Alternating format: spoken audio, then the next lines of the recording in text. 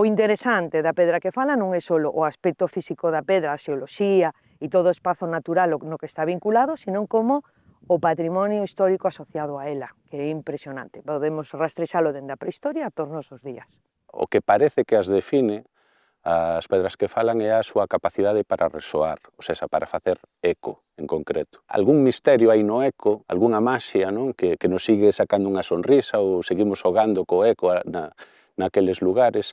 E isto, claramente, esa particularidade non é que nos chame a atención, chamou a atención de todos os que nos precederon, de alguna maneira.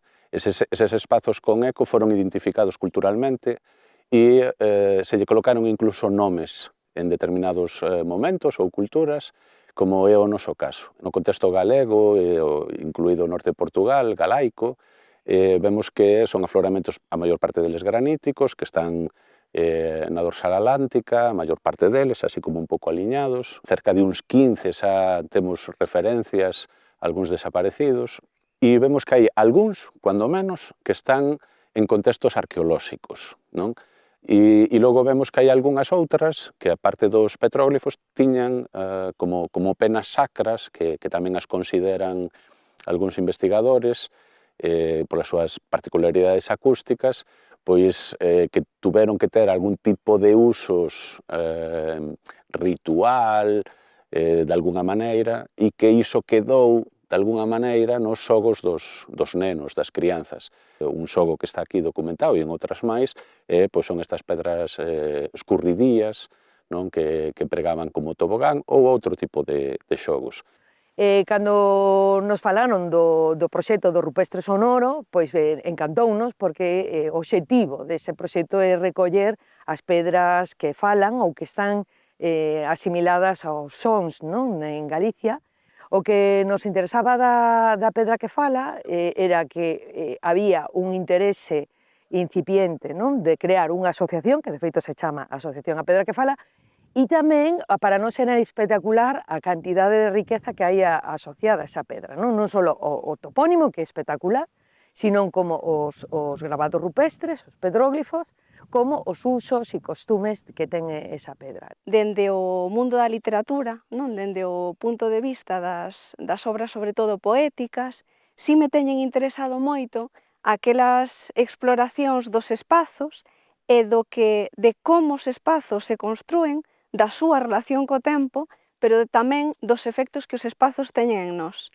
Un dos poemas da contemporaneidade máis famoso, tal vez máis célebre, que a calquera se lle pode vir á mente pensando en pedras, pensando nun tipo de pedra, é o eloxio da pedra caliza de Oden, que ten moito que ver coa súa relación cunha contorna moi especial, que era a contorna dunha illa do Golfo de Nápoles, que era Ischia, e que era unha paisaxe espectacular de pedra caliza, que a él o levaba de volta a outras paisaxes da infancia.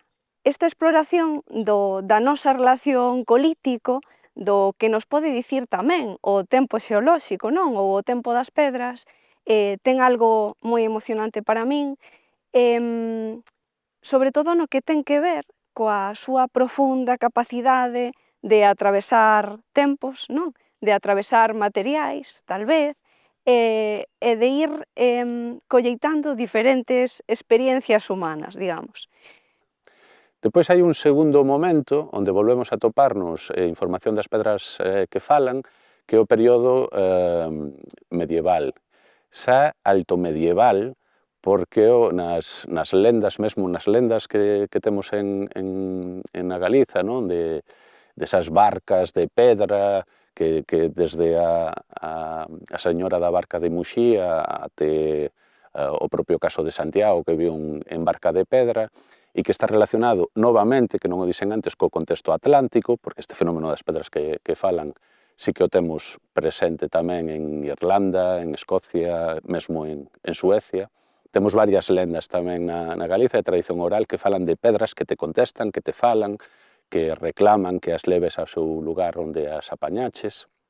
E o terceiro, quizá, episodio, pois é a cultura popular galega, comezando polos propios nomes, o sea, que o nome latino, non? Que virá desde a Idade Media para adiante, Temos algunhas delas identificadas en mencións, en documentacións a tardo medieval, outras non estaban en unha linde ou non, simplemente, polo menos de momento, non as atopamos en documentación, pero sí por transmisión oral, e vemos que hai unha serie de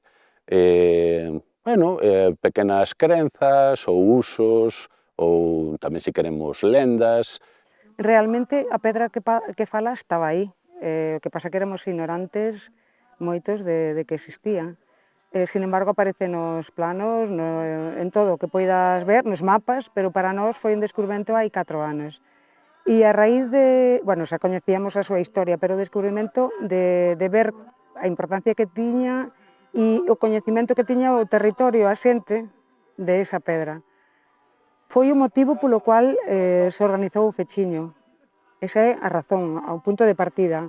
E está claro que ano en ano vamos gañando coñecemento, descubrimento, pero que detrás da pedra que fala, que é inmensa, que neste momento é grande porque creceu, porque se lle quitaron os eucaliptos, esa é unha loita nosa, e que gracias ao fechiño damos a conocer o que hai aquí neste territorio. Cando traballáramos para esa peza do 2021, houbera algo de traballo de campo, houbera entrevistas a xente que viviu a pedra que fala noutro momento histórico, digamos, houbera, por suposto, experimentación sonora tamén con parte do equipo artístico, ao final, non, acabamos tecendo unha especie de mosaico, unha sorte de tapas poético-sonoras, indagando nas particularidades desta pedra, non? Acabamos preguntándolle os liques que acontecía, o propio seixo da pedra que acontecía, acabamos integrando tamén as historias da pedra.